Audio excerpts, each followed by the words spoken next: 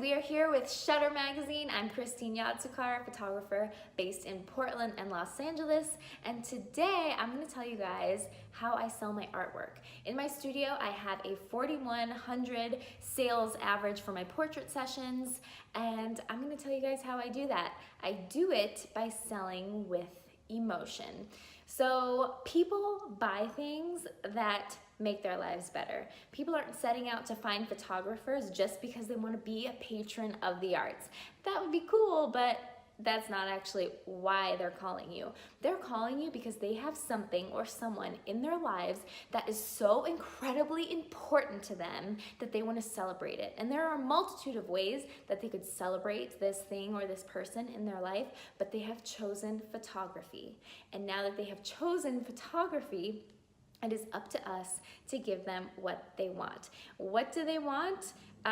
It's not awards, it's not the most epic photography ever. Those things are bonuses if they hire a photographer that they see as the best and that has awards. Those things are total bonuses, but that's not the real reason that they're calling you. They didn't see your awards and think, I suddenly need photos. No, it all goes back to that thing that's really important to them.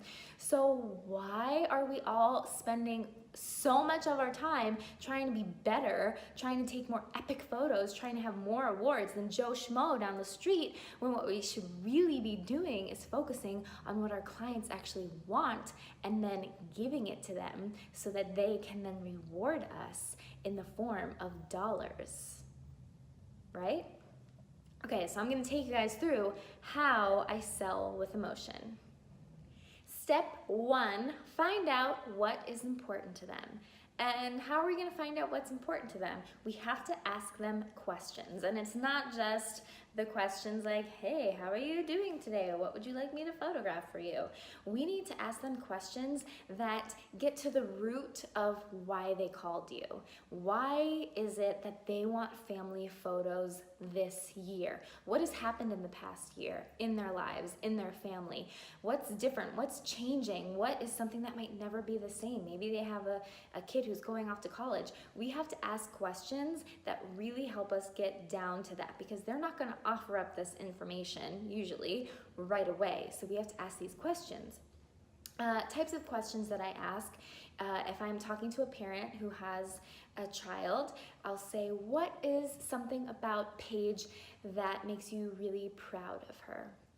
And let's say the parent says, actually, I'm really proud of her because every single morning she helps me with her little brother and she helps her little brother get dressed. And it's just so sweet to see how she cares for him, and she just loves him so much, and she loves helping him get dressed. Okay, I am writing that down, because you better believe I'm gonna photograph Paige helping her little brother get dressed, because that makes her mother so proud. Okay, so we are finding out what is important to them. Step two is photograph what is important to them. So when we were asking all of those questions and they were telling us all of those things and I was writing them down, that's my shot list. It is the shot list of all shot lists. And it's not the shot list that has, 75 points from our favorite wedding blog. No. This shot list is the shot list that is gonna make you a lot of money and make your clients so freaking happy. So you ask them the questions, they give you the answers, you're writing it down, this is your shot list, this is what you're photographing. So I'm gonna photograph Paige helping the little brother get ready in the morning. I'm gonna photograph everything that is attached to emotion for her, something that makes her proud, something that makes her sad.